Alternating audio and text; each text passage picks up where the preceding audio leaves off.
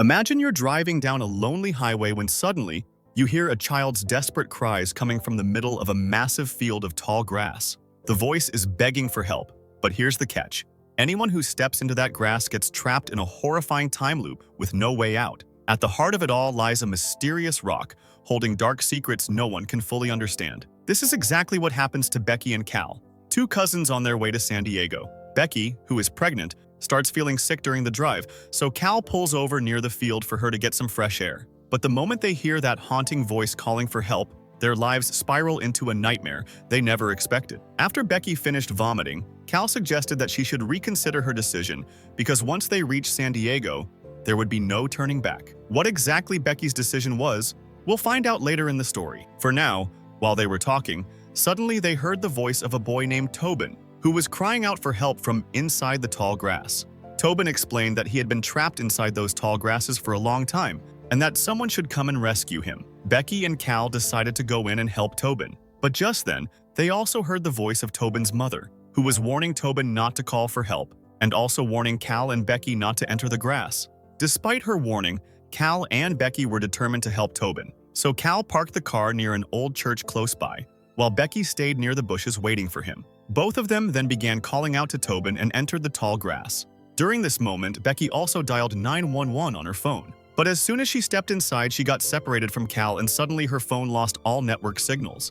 Although Becky and Cal could hear each other's voices, neither of them could see each other nor find their way out. Meanwhile, Cal himself was wandering inside the endless grass, shouting for Becky and Tobin. He could hear their voices, but whenever he tried to move closer, he couldn't find them. Becky then asked Cal to dial 911 from his phone, but unfortunately, Cal had left his phone in the car. Both of them were now extremely worried. After some time, Cal heard Tobin's voice again, and he told Tobin to stay right where he was standing. On the other side, Becky kept walking until she reached a muddy, swamp-like area inside the tall grass, where the ground was soggy and full of sludge. Cal, still searching, was unable to locate Tobin anywhere, so he decided to follow Becky's voice instead. But as he moved toward her, something bizarre happened. Becky's voice started echoing from all directions at once. This made it obvious. The grass wasn't normal. It was manipulating their voices, trapping them in a maze where nothing was what it seemed. Since simply following each other's voices wasn't helping them meet, Becky suggested that maybe they should try jumping high with their hands raised.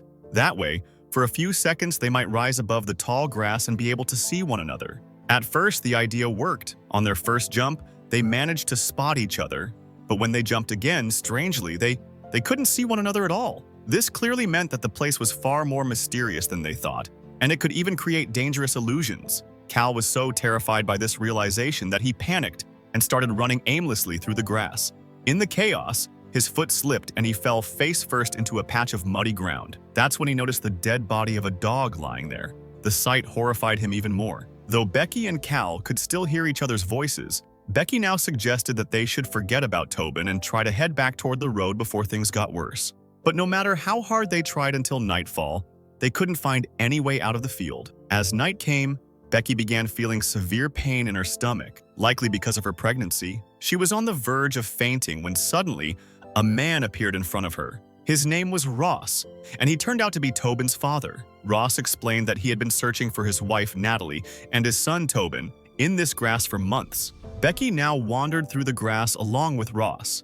Meanwhile, Cal was also in deep distress when suddenly, Tobin appeared in front of him. Tobin explained that one day he had come to the nearby church with his family, but when they stepped out and walked past the tall grass, he heard a man's voice calling for help. Tobin entered the grass to help, and his parents and their dog followed him. That was the moment everything went wrong. They became separated, and none of them could remember exactly how many months they had been lost, searching for one another ever since. Cal was already shaken by this story when Tobin suddenly told him that Becky was going to die very soon. Tobin claimed the grass itself had told him this, and the grass knew it because of a strange rock at the center of the field. This rock somehow had knowledge about everyone trapped inside. Hearing this left Cal completely stunned, unable to process anything. Tobin then led him toward the rock, which stood in the very heart of the grass field. While Cal and Tobin were approaching the stone, Becky was still wandering through the field with Ross. During their conversation, Becky revealed that her boyfriend had abandoned her because he wasn't ready to take responsibility for a child.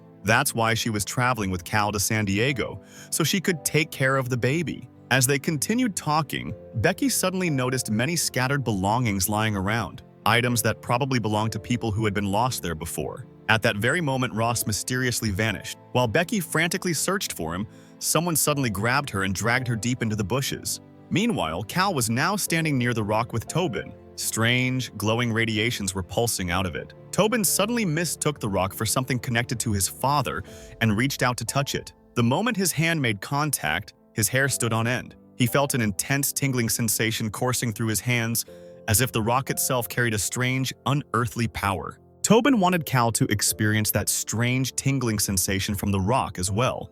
Amazed and hesitant, Cal was just about to touch the stone at Tobin's urging when suddenly he heard Becky's terrified screams. The moment he heard her voice, fear gripped him. Forgetting everything else, he rushed into the bushes, desperate to save her. Tobin, however, shouted from behind, begging him not to go. He knew the truth, that Becky could not be saved. The story then jumps forward to the next day. We see another young man walking along the same road near the grass. His name was Travis, none other than Becky's boyfriend. He was deeply worried about her sudden disappearance. Unable to bear it any longer, he set out to find both Becky and Cal on his own. During his search, he reached the abandoned church near the field. There, he noticed many old, rusted cars parked, their owners nowhere to be seen. This suggested something terrifying. Long before Tobin's family, many other people had entered the grass as well, likely for the same reason, after hearing desperate cries for help coming from within. After searching in vain for Becky and Cal, Travis realized the painful truth. They must have gone into the grass. Regret weighed heavily on him, the thought that perhaps he should never have let Becky leave his side in the first place. And now, convinced of where she was, he wasted no more time and stepped directly into the tall grass. But soon after entering, he realized he had made the biggest mistake of his life. No matter how hard he tried, Travis couldn't find a way out. Exhausted, he finally lay down on the ground as the pale moonlight shone overhead. Lying there, staring at Becky's photo, guilt filled his mind. If only he had stopped her from leaving. Just then, Tobin appeared from the bushes and startled him. Tobin told Travis that they had already met before, and that Travis knew him well. He explained something horrifying. Everyone who came here eventually became consumed by the grass, and trying to escape was like trying to empty the ocean with a cup. At first, Travis didn't believe him, but when he listened closely, he could hear faint voices, echoes of people who had entered the field long ago, people who were still lost and had never found a way out. Tobin then revealed that he knew Becky, and he could take Travis to her. Following him, Travis finally reached a body lying in the grass. It was Becky's. The brutal truth hit him hard. Whoever had dragged Becky into the bushes had killed her. Seeing her corpse, Travis broke down, crying uncontrollably, and just like that, Tobin vanished. At sunrise, Travis gently took Becky's locket from her body and continued searching for a way out. Desperate, he called out Tobin's name again and again, but Tobin gave no reply. At that same time, near the church, a car suddenly pulled up. To Travis's shock, inside were Tobin and his family, alive. The chilling realization struck him. He had somehow slipped into the past timeline, while before he had been stuck in the future. And all of this was because of the twisted reality inside the grass. Hearing Travis's voice calling from within, Tobin instinctively tried to go into the grass to help. But when Travis realized Tobin was still outside and about to enter with his family, he shouted, warning him not to come in. Sadly, it was already too late. Tobin's dog had run inside and Tobin chased after it. Then his mother, Natalie, went in to look for him. And finally, Ross too followed them. The moment they stepped inside, the entire family became separated from one another. Poor Travis had no idea that, by accident, he had been pulled into the past timeline, and it was his actions that had set off the chain of events leading to Tobin's family being trapped inside the grass. Tobin and his family had arrived in their car. They could hear each other's voices, but strangely, they still couldn't find one another inside the tall grass. Even Travis tried searching for them, but he also couldn't locate anyone. That night, we see Ross reaching the strange stone once again, and this time, he decides to sleep right beside it. But the real twist happens the next day. From here on, everything begins to repeat itself. Becky and Cal's car once again stops right near the grass field. Just like before, Becky hears Tobin crying for help from inside. Without hesitation, both she and Cal enter the grass to save him. This time, however, when they get separated, they start singing nursery rhymes to track each other more easily. Meanwhile, Travis also hears Becky's voice and he begins calling her toward him. Becky and Cal are completely shocked because they don't understand how Travis managed to reach this place before them. All three begin searching for each other, but still, the grass doesn't let them reunite. Suddenly, Tobin screams loudly. The poor boy had just discovered the dead body of his own dog lying among the grass. Seeing him terrified, Travis tells Tobin to stay with the dog's body, while instructing Becky and Cal to follow his voice. Shockingly, Travis's plan actually works. The three finally reunite, and their happiness is obvious. But their biggest problem still remains. How do they escape from this cursed place? While observing more closely, Travis notices something very strange. Any dead body lying on the soil here never sinks or decays. The ground refuses to absorb it. Travis begins to think that maybe this bizarre property of the soil could somehow help them escape. Up to this point, things feel slightly normal, until another major revelation hits. It turns out Travis didn't enter the grass immediately after Becky went missing. In fact, he came searching for her 2 whole months later. This means that while Becky and Cal had been trapped inside for what felt like just 1 day, 2 months had already passed in the real world. Hearing this truth, both Becky and Cal are completely stunned. Quick thought for you guys, drop a comment. If you were stuck in a grass field like this with time loops and bizarre time travel, how would you try to escape? Because by now, we've seen so many strange, mind-bending things happening that no normal person could easily figure it out. Honestly, if such a place really existed on Earth, I'd gladly dump half the politicians there and leave them forever. For now, Travis lifts Tobin onto his shoulders and asks him to point out any familiar landmark that could guide them out. Tobin notices the church in the distance and directs Travis toward it. As they continue moving in that direction, suddenly Becky's phone rings. On the other end, a woman's voice, crying and panicked, warns her not to let Cal harm Travis, otherwise she'll end up making the same mistake that must never be repeated. The call disconnects, leaving everyone completely confused. Who was this woman? What mistake was she talking about? And most importantly, why would Cal ever want to hurt Travis? No one had an answer. They decide to ignore it and keep moving forward. But things get even stranger. Becky starts experiencing disturbing visions and suddenly collapses. At that exact moment, Ross appears, offering help for Becky. He even claims he's found a way out. Hearing this, everyone is overjoyed. Yet soon after, when Travis once again carries Tobin on his shoulders, the boy looks around and sees nothing. No church, no landmark. That could only mean one thing. Either their positions had shifted once again, or they had unknowingly traveled into another timeline altogether. With no other option, they choose to follow Ross. He leads them straight back to the giant rock hidden within the grass. Placing his hand on it, Ross insists that touching the stone will grant them true knowledge, and even reveal the way out. Everyone hesitates, just about to comply, when suddenly Natalie emerges from the grass. Hugging Tobin tightly, she screams at them not to trust Ross. She reveals that she has seen Tobin's dead body before, and she now knows this place plays dangerous tricks with people's minds. The group quickly believes her and refuses to follow Ross's instructions. Infuriated, Ross loses control. In a fit of rage, he brutally murders Natalie in front of everyone and then tries to force the others toward the rock. But luckily, Travis reacts quickly. He gathers everyone and rushes into the grass, escaping before Ross can catch them. Suddenly, a dog appears and begins guiding them. They follow it until it leads them to an old abandoned house. Once inside, as they begin talking, they realize something far more sinister about this cursed place. Just like the tall grass kept growing endlessly, their lives inside had also become the same. Every time someone's life ended here, it sprouted again, starting all over. They were completely trapped in a time loop. Trying to escape, the group climbed onto the roof of the house. From up there, they noticed Tobin's dog. The dog entered a hole in the ground and amazingly came out straight onto the road outside the field. That hole was the only true way out, and now reaching it became their only goal. But just then, Ross appeared again, determined to kill them. Since there was no other way down from the house, everyone was forced to jump from the roof. Becky and Tobin somehow managed to land safely, but as Cal and Travis prepared to jump, Cal suddenly heard strange whispers.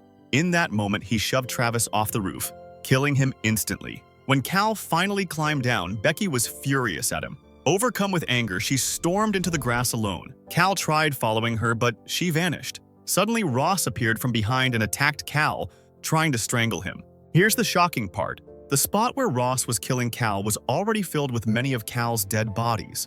This meant countless versions of Cal had died here before, victims of the same time loop and Ross's violence.